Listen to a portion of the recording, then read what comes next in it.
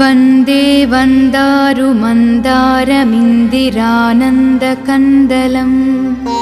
अमन्दानन्दसन्दोहबन्धुरं सिन्धुराननम्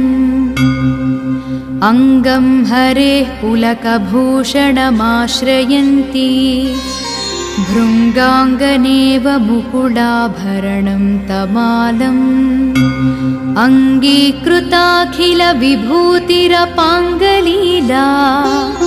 माङ्गल्यदास्तु मम मङ्गलदेवतायाः मुग्धा मुहुर्विदधती वदने मुरारेः प्रेमत्रपाप्रणिहितानि गतागतानि मालादृशोर्मधुकरीव महोत्पलेया सा मे श्रियं दिशतु सागरसम्भवायाः विश्वामरेन्द्रपदविभ्रमदानदक्ष मनन्दहेतुरधिकं मुरविद्विषोऽपि ईशन्निषीदतु मयि क्षणमीक्षणार्धम् इन्दीवरोदरसहोदरमिन्दिरायाः आमीलिताक्षमधिगम्य मुकुन्दम् आनन्दकन्दमनिमेषमनङ्गतन्त्रम् आकेकरस्थिरकनीनिकपद्मनेत्रम् भूत्यै भवेन्मम भुजङ्गशयाङ्गनायाः कामाम्बुदाळिललितो रसिकैटभारे धाराधरे स्फुरति या तटिदङ्गनेव मातुः समस्तजगतां महनीयमूर्तिम् भद्राणि मे दिशतु भार्गवनन्दनायाः बाह्यान्तरे मुरजितः श्रितकौस्तुभेया होरावळीव हरिनीलमयी विभाति कामप्रदा भगवतोऽपि कटाक्षमाला कल्याणमावहतु मे कमलालयायाः प्राप्तं पदं प्रथमतः खलु यत्प्रभावत् माङ्गल्यभाजि मधुमाधिनि मन्मथेन मय्यापतेत्तदिह मन्धरमीक्षणार्धम् मन्दालसञ्चमकरालय कन्यकायाः दद्वाद्धयानुपनवो द्रविणाम्बुधारा मस्मिन्न किञ्चन विहङ्गसिषौ विषण्णे दुष्कर्म घर्ममपनीय चिराय दूरम् नारायण प्रणयिनी नयनाम्बुवः इष्टाविशिष्टमतयोऽपि न रामयाद्राग् दृष्टास्त्रिविष्टपपदं सुलभं भजन्ते दृष्टिः प्रहृष्टकमलोदरदीप्तिरिष्टा पुष्टिं कृषीष्ट मम पुष्करविष्टरायाः गीर्देवतेति गरुडध्वजसुन्दरीति शाकाम्बरीति शशिशेखरवल्लभेति सृष्टिस्थितिप्रलयकेलिषु संस्थिताया तस्यै नमस्त्रिभुवनैकगुरोस्तर्ण्ये श्रुत्यै नमोऽस्तु रमणीयगुणार्णवायै रत्यै नमोऽस्तु रमणीयगुणार्णवायै शक्त्यै नमोऽस्तु शतपत्रनिकेतनायै पुष्ट्यै नमोऽस्तु पुरुषोत्तमवल्लभायै नमोऽस्तु नाळीकनिभाननायै नमोऽस्तु दुग्धोदधिजन्मभूम्यै नमोऽस्तु सोमामृतसोदरायै नमोऽस्तु नारायणवल्लभायै नमोऽस्तु हेमाम्बुजपीठिकायै नमोऽस्तु भूमण्डलनायिकायै नमोऽस्तु देवादिदयापरायै नमोऽस्तु शाङ्गयुधवल्लभायै नमोऽस्तु देव्यै भृगुनन्दनायै नमोऽस्तु विष्णोरुरसिस्थितायै नमोऽस्तु लक्ष्म्यै कमलालयायै नमोऽस्तु दामोदरवल्लभायै नमोऽस्तु कान्यै कमलेक्षणायै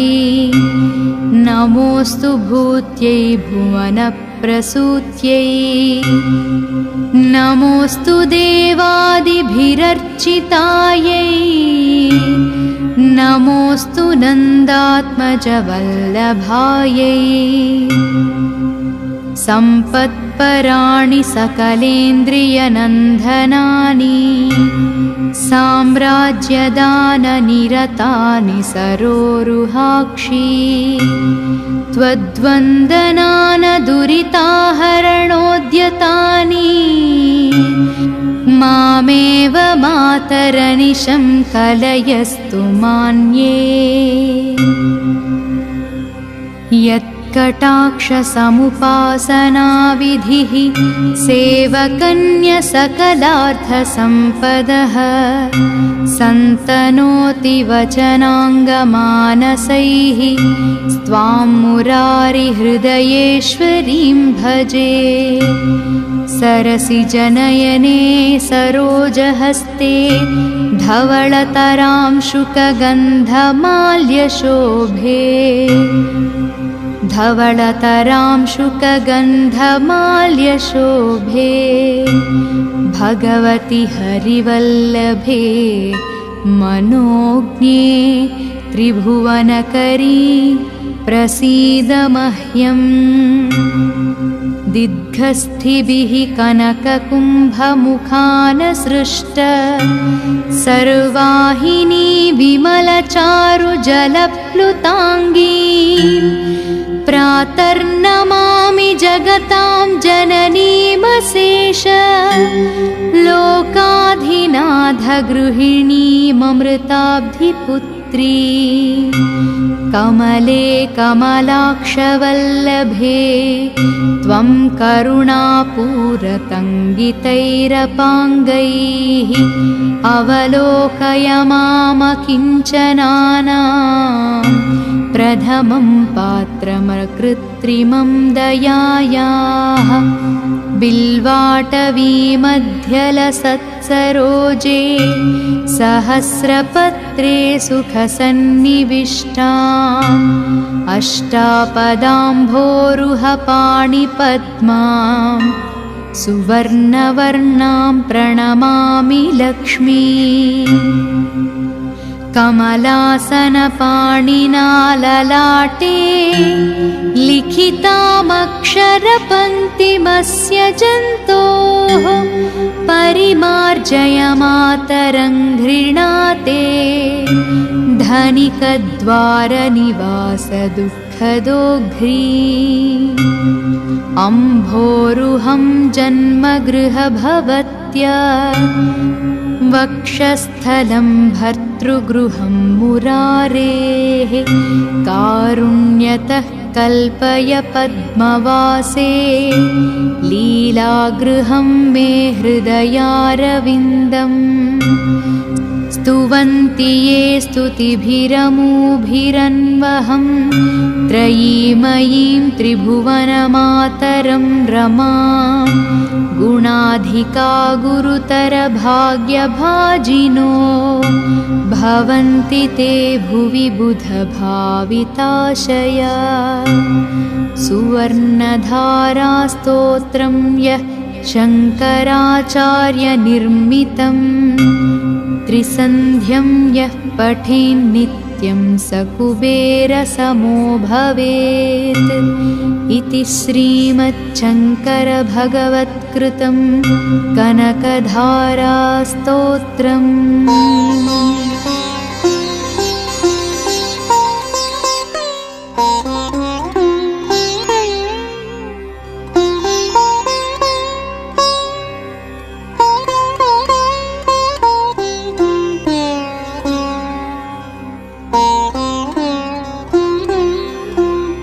वन्दे वन्दारुमन्दारमिन्दिरानन्दकन्दलम् अमन्दानन्दसन्दोहबन्धुरं सिन्धुराननम् अङ्गं हरेः पुलकभूषणमाश्रयन्ती भृङ्गाङ्गनेव मुकुलाभरणं तमालम्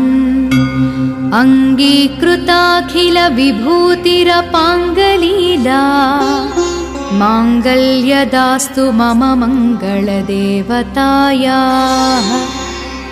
मुग्धा मुहुर्विदधती वदने मुरारेः प्रेमत्रपाप्रणिहितानि गतागतानि मालादृशोर्मधुकरीव महोत्पलेया सा मे श्रियं दिशतु सागरसम्भवायाः विश्वामरेन्द्रपदविभ्रमदानदक्ष मनन्दहेतुरधिकं मुरविद्विषोऽपि ईशन्निषीदतु मयि क्षणमीक्षणार्धम् इन्दीवरोदरसहोदरमिन्दिरायाः आमीलिताक्षमधिगम्य मुकुन्दम् आनन्दकन्दमनिमेषमनङ्गतन्त्रम् आकेकरस्थिरकनीनिकपद्मनेत्रम् भूत्यै भवेन्मम भुजङ्गशयाङ्गनायाः कामाम्बुदाळिललितो रसिकैटभारे धाराधरे स्फुरति या तटिदङ्गनेव मातुः समस्तजगतां महनीयमूर्तिम् भद्राणि मे दिशतु भार्गवनन्दनायाः बाह्यान्तरे मुरजितः श्रितकौस्तुभेया होरावळीव हरिनीलमयी विभाति कामप्रदा भगवतोऽपि कटाक्षमाला कल्याणमावहतु मे कमलालयायाः प्राप्तं पदं प्रथमतः खलु यत्प्रभावत् माङ्गल्यभाजि मधुमाधिनि मन्मथेन मय्यापतेत्तदिह मन्धरमीक्षणार्धम् मन्दालसञ्चमकरालय कन्यकायाः दद्वाद्धयानुपनवो द्रविणाम्बुधारा मस्मिन्न किञ्चन विहङ्गसिषौ विषण्णे दुष्कर्म घर्ममपनीय चिराय दूरम् नारायण प्रणयिनी नयनाम्बुवः इष्टाविशिष्टमतयोऽपि न रामयाद्राग् दृष्टास्त्रिविष्टपपदं सुलभं भजन्ते दृष्टिः प्रहृष्टकमलोदरदीप्तिरिष्टा पुष्टिं कृषीष्ट मम पुष्करविष्टरायाः गीर्देवतेति गरुडध्वजसुन्दरीति शाकाम्बरीति शशिशेखरवल्लभेति सृष्टिस्थितिप्रलयकेलिषु संस्थिताय तस्यै नमस्त्रिभुवनैकगुरोस्तर्ण्ये श्रुत्यै नमोऽस्तु रमणीयगुणार्णवायै रत्यै नमोऽस्तु रमणीयगुणार्णवायै शक्त्यै नमोऽस्तु शतपत्रनिकेतनायै पुष्ट्यै नमोऽस्तु पुरुषोत्तमवल्लभायै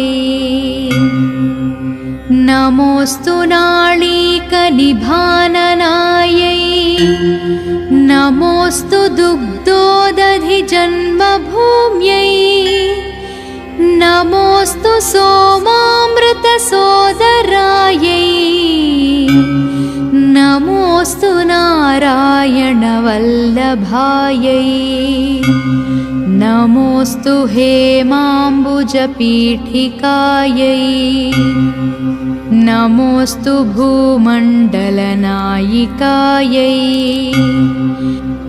नमोऽस्तु देवादिदयापरायै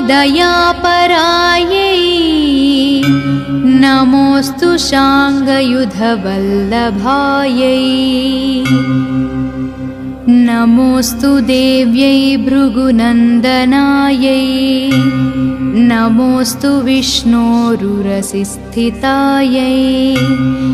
नमोऽस्तु लक्ष्म्यै कमलालयायै नमोऽस्तु दामोदरवल्लभायै नमोऽस्तु कान्यै कमलेक्षणायै नमोऽस्तु भूत्यै भुवनप्रसूत्यै नमोऽस्तु देवादिभिरर्चितायै नमोऽस्तु नन्दात्मजवल्लभायै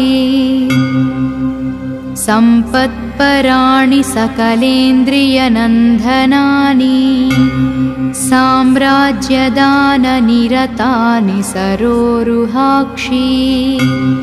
त्वद्वन्दनानदुरिताहरणोद्यतानि मामेव मातरनिशं कलयस्तु मान्ये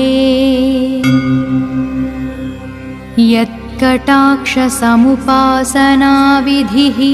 सेवकन्यसकलार्थसम्पदः सन्तनोति वचनाङ्गमानसैः त्वां मुरारिहृदयेश्वरीं भजे सरसिजनयने सरोजहस्ते धवळतरां शुकगन्धमाल्यशोभे धवळतरां शुकगन्धमाल्यशोभे भगवति हरिवल्लभे मनोज्ञे त्रिभुवनकरी प्रसीद मह्यम् दिग्गस्थिभिः कनककुम्भमुखानसृष्ट सर्वाहिनी विमलचारुजलप्लुताङ्गी प्रातर्नमामि जगतां जननीमशेष लोकाधिनाथगृहिणीममृताब्धिपुत्री कमले कमलाक्षवल्लभे त्वं करुणापूरतङ्गितैरपाङ्गैः अवलोकय मामकिञ्चनानां प्रथमं पात्रमकृत्रिमं दयायाः बिल्वाटवीमध्यलसत्सरोजे सहस्रपत्रे सुखसन्निविष्टाम् अष्टापदाम्भोरुहपाणिपद्मां सुवर्णवर्णां प्रणमामि लक्ष्मी। कमलासनपाणिना ललाटे लिखितामक्षरपङ्क्तिमस्य जन्तोः परिमार्जयमातरं घृणाते धनिकद्वारनिवासदुःखदोघ्री। अम्भोरुहं जन्मगृहभवत्या वक्षस्थलं भर्तृगृहं मुरारेः कारुण्यतः कल्पय पद्मवासे लीलागृहं मे हृदयारविन्दम्। स्तुवन्ति ये स्तुतिभिरमूभिरन्वहं त्रयीमयीं त्रिभुवनमातरं रमां। गुणाधिका गुरुतरभाग्यभाजिनो भवन्ति ते भुवि बुधभाविताशया। सुवर्णधारास्तोत्रं यः शङ्कराचार्यनिर्मितं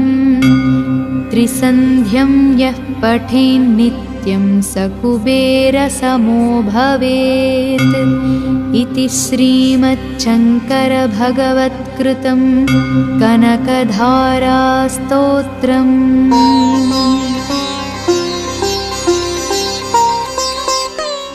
वन्दे वन्दारुमन्दारमिन्दिरानन्दकन्दलम् अमन्दानन्दसन्दोहबन्धुरं सिन्धुराननम्। अङ्गं हरेः पुलकभूषणमाश्रयन्ती भृङ्गाङ्गनेव मुकुलाभरणं तमालम्। अङ्गीकृताखिलविभूतिरपाङ्गलीला माङ्गल्यदास्तु मम मङ्गलदेवतायाः। मुग्धा मुहुर्विदधती वदने मुरारेः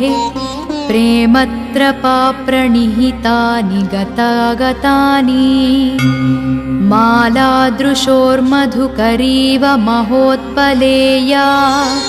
सा मे श्रियं दिशतु सागरसम्भवायाः। विश्वामरेन्द्रपदविभ्रमदानदक्ष मनन्दहेतुरधिकं मुरविद्विषोऽपि।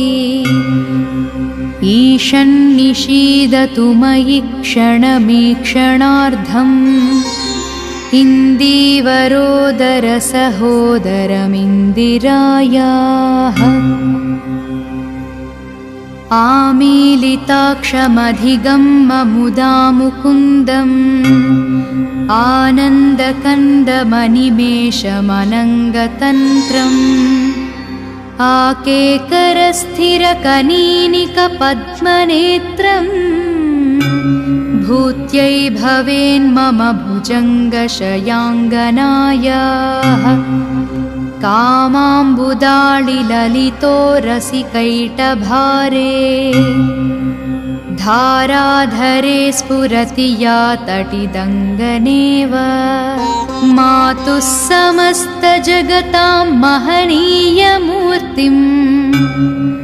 भद्राणि मे दिशतु भार्गवनन्दनायाः। बाह्यान्तरे मुरजितः श्रितकौस्तुभेया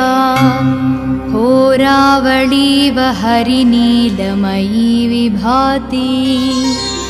कामप्रदा भगवतोऽपि कटाक्षमाला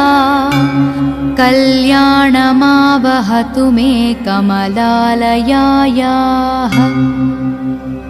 प्राप्तं पदं प्रथमतः खलु यत्प्रभावत् माङ्गल्यभाजि मधुमाधिनि मन्मथेन। मय्यापतेत्तदिह मन्धरमीक्षणार्धम् मन्दालसञ्च मकरालय कन्यकायाः दद्वाद्धयानुपनवो द्रविणाम्बुधारा मस्मिन्न किञ्चन विहङ्गसिषौ विषण्णे दुष्कर्म घर्ममपनीय चिराय दूरम् नारायण प्रणयिनी नयनाम्बुवः इष्टाविशिष्टमतयोऽपि न रामयाद्राग् दृष्टास्त्रिविष्टपपदं सुलभं भजन्ते दृष्टिः प्रहृष्टकमलोदरदीप्तिरिष्टा पुष्टिं कृषीष्ट मम पुष्करविष्टरायाः गीर्देवतेति गरुडध्वजसुन्दरीति शाकाम्बरीति शशिशेखरवल्लभेति सृष्टिस्थितिप्रलयकेलिषु संस्थिताया तस्यै नमस्त्रिभुवनैकगुरोस्तर्ण्ये श्रुत्यै नमोऽस्तु रमणीयगुणार्णवायै रत्यै नमोऽस्तु रमणीयगुणार्णवायै शक्त्यै नमोऽस्तु शतपत्रनिकेतनायै पुष्ट्यै नमोऽस्तु पुरुषोत्तमवल्लभायै नमोऽस्तु नाळीकनिभाननायै नमोऽस्तु दुग्धोदधिजन्मभूम्यै नमोऽस्तु सोमामृतसोदरायै नमोऽस्तु नारायणवल्लभायै नमोऽस्तु हेमाम्बुजपीठिकायै नमोऽस्तु भूमण्डलनायिकायै नमोऽस्तु देवादिदयापरायै नमोऽस्तु शाङ्गयुधवल्लभायै नमोऽस्तु देव्यै भृगुनन्दनायै नमोऽस्तु विष्णोरुरसिस्थितायै नमोऽस्तु लक्ष्म्यै कमलालयायै नमोऽस्तु दामोदरवल्लभायै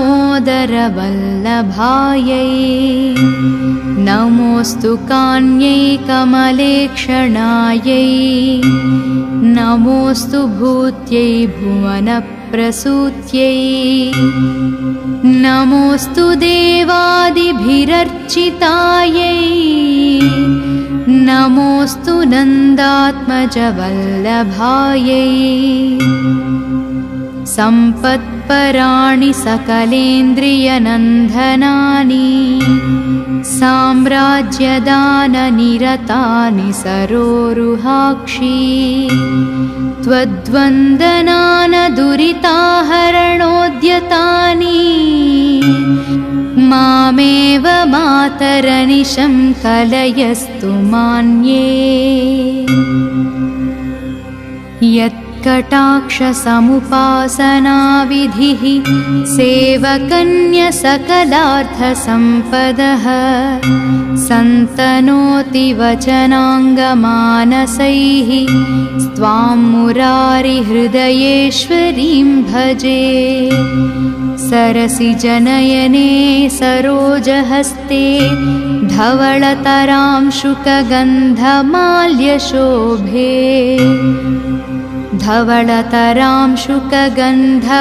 धवळतरांशुकगन्धमाल्यशोभे भगवति हरिवल्लभे मनोज्ञे त्रिभुवनकरी प्रसीद मह्यम् दिग्धस्थिभिः कनककुम्भमुखानसृष्ट सर्वाहिनी विमलचारुजलप्लुताङ्गी प्रातर्नमामि जगतां जननीमशेष लोकाधिनाथगृहिणीममृताब्धिपुत्री कमले कमलाक्षवल्लभे त्वं करुणापूरतङ्गितैरपाङ्गैः अवलोकय मामकिञ्चनानां प्रथमं पात्रमकृत्रिमं दयायाः बिल्वाटवीमध्यलसत्सरोजे सहस्रपत्रे सुखसन्निविष्टाम् अष्टापदाम्भोरुहपाणिपद्मां सुवर्णवर्णां प्रणमामि लक्ष्मी कमलासनपाणिना ललाटे लिखितामक्षरपङ्क्तिमस्य जन्तोः परिमार्जयमातरं घृणाते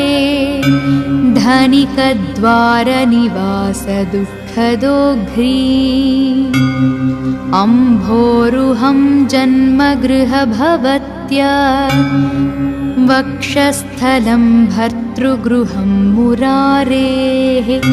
कारुण्यतः कल्पय पद्मवासे लीलागृहं मे हृदयारविन्दम्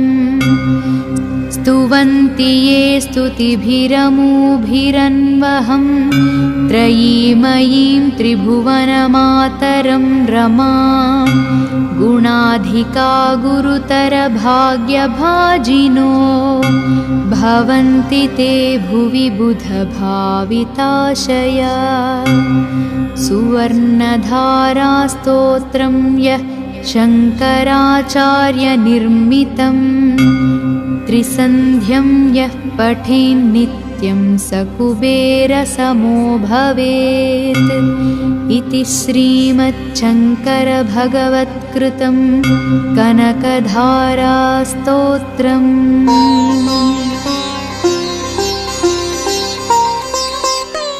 वन्दे वन्दारुमन्दारमिन्दिरानन्दकन्दलम् अमन्दानन्दसन्दोहबन्धुरं सिन्धुराननम् अङ्गं हरेः पुलकभूषणमाश्रयन्ती भृङ्गाङ्गनेव मुकुलाभरणं तमालम् अङ्गीकृताखिलविभूतिरपाङ्गलीला माङ्गल्यदास्तु मम मङ्गलदेवतायाः मुग्धा मुहुर्विदधती वदने मुरारेः प्रेमत्रपाप्रणिहितानि गतागतानि मालादृशोर्मधुकरीव महोत्पलेया सा मे श्रियं दिशतु सागरसम्भवायाः विश्वामरेन्द्रपदविभ्रमदानदक्ष मनन्दहेतुरधिकं मुरविद्विषोऽपि ईशन्निषीदतु मयि क्षणमीक्षणार्धम् इन्दीवरोदरसहोदरमिन्दिरायाः आमीलिताक्षमधिगम्य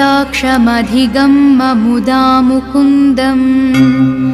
आनन्दकन्दमनिमेषमनङ्गतन्त्रम् आकेकरस्थिरकनीनिकपद्मनेत्रम्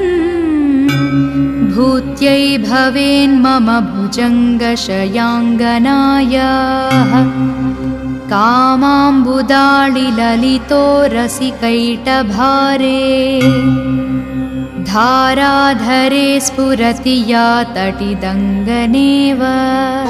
मातुः समस्तजगतां महनीयमूर्तिम् भद्राणि मे दिशतु भार्गवनन्दनायाः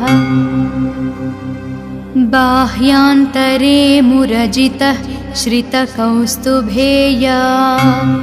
होरावळीव हरिनीलमयी विभाति कामप्रदा भगवतोऽपि कटाक्षमाला कल्याणमावहतु मे कमलालयायाः प्राप्तं पदं प्रथमतः खलु यत्प्रभावत् माङ्गल्यभाजि मधुमाधिनि मन्मथेन मय्यापतेत्तदिह मन्धरमीक्षणार्थं मन्दालसञ्च मकरालय कन्यकायाः दद्वाद्धयानुपनवो द्रविणाम्बुधारा मस्मिन्न किञ्चन विहङ्गसिषौ विषण्णे दुष्कर्म घर्ममपनीय चिराय दूरम् नारायण प्रणयिनी नयनाम्बुवः इष्टाविशिष्टमतयोऽपि न रामयाद्राग् दृष्टास्त्रिविष्टपपदं सुलभं भजन्ते दृष्टिः प्रहृष्टकमलोदरदीप्तिरिष्टा पुष्टिं कृषीष्ट मम पुष्करविष्टरायाः गीर्देवतेति गरुडध्वजसुन्दरीति शाकाम्बरीति शशिशेखरवल्लभेति सृष्टिस्थितिप्रलयकेलिषु संस्थिताय तस्यै नमस्त्रिभुवनैकगुरोस्तरुण्ये श्रुत्यै नमोऽस्तु रमणीयगुणार्णवायै रत्यै नमोऽस्तु रमणीयगुणार्णवायै शक्त्यै नमोऽस्तु शतपत्रनिकेतनायै पुष्ट्यै नमोऽस्तु पुरुषोत्तमवल्लभायै नमोऽस्तु नाळीकनिभाननायै नमोऽस्तु दुग्धोदधिजन्मभूम्यै नमोऽस्तु सोमामृतसोदरायै नमोऽस्तु नारायणवल्लभायै नमोऽस्तु हेमाम्बुजपीठिकायै नमोऽस्तु भूमण्डलनायिकायै नमोऽस्तु देवादिदयापरायै नमोऽस्तु शाङ्गयुधवल्लभायै नमोऽस्तु देव्यै भृगुनन्दनायै नमोऽस्तु विष्णोरुरसिस्थितायै नमोऽस्तु लक्ष्म्यै कमलालयायै नमोऽस्तु दामोदरवल्लभायै नमोऽस्तु कान्यै कमलेक्षणायै नमोऽस्तु भूत्यै भुवनप्रसूत्यै नमोऽस्तु देवादिभिरर्चितायै नमोऽस्तु नन्दात्मजवल्लभायै सम्पत्पराणि सकलेन्द्रियनन्दनानि साम्राज्यदाननिरतानि सरोरुहाक्षी त्वद्वन्दनानदुरिताहरणोद्यतानि मामेव मातरनिशं कलयस्तु मान्ये यत् कटाक्षसमुपासनाविधिः सेवकन्यसकलार्थसम्पदः सन्तनोति वचनाङ्गमानसैः त्वां मुरारिहृदयेश्वरीं भजे सरसिजनयने सरोजहस्ते धवळतरां शुकगन्धमाल्यशोभे धवळतरां शुकगन्धमाल्यशोभे भगवति हरिवल्लभे मनोज्ञे त्रिभुवनकरी प्रसीद मह्यम् दिग्गस्थिभिः कनककुम्भमुखानसृष्ट सर्वाहिनी विमलचारुजलप्लुताङ्गी प्रातर्नमामि जगतां जननीमशेष लोकाधिनाथगृहिणीममृताब्धिपुत्री कमले कमलाक्षवल्लभे त्वं करुणापूरतङ्गितैरपाङ्गैः अवलोकय मामकिञ्चनानां प्रथमं पात्रमकृत्रिमं दयायाः बिल्वाटवीमध्यलसत्सरोजे सहस्रपत्रे सुखसन्निविष्टाम् अष्टापदाम्भोरुहपाणिपद्मां सुवर्णवर्णां प्रणमामि लक्ष्मी कमलासनपाणिना ललाटे लिखितामक्षरपङ्क्तिमस्य जन्तोः परिमार्जयमातरं घृणाते धनिकद्वारनिवासदुःखदोघ्री अम्भोरुहं जन्मगृहभवत्या वक्षस्थलं भर्तृगृहं मुरारेः कारुण्यतः कल्पय पद्मवासे लीलागृहं मे हृदयारविन्दम् स्तुवन्ति ये स्तुतिभिरमूभिरन्वहं त्रयीमयीं त्रिभुवनमातरं रमां गुणाधिका गुरुतरभाग्यभाजिनो भवन्ति ते भुवि बुधभाविताशया सुवर्णधारास्तोत्रं यः शङ्कराचार्यनिर्मितं त्रिसन्ध्यं यः पठेन्नित्यं स कुबेरसमो भवेत् इति श्रीमच्छङ्करभगवत्कृतं कनकधारास्तोत्रम्।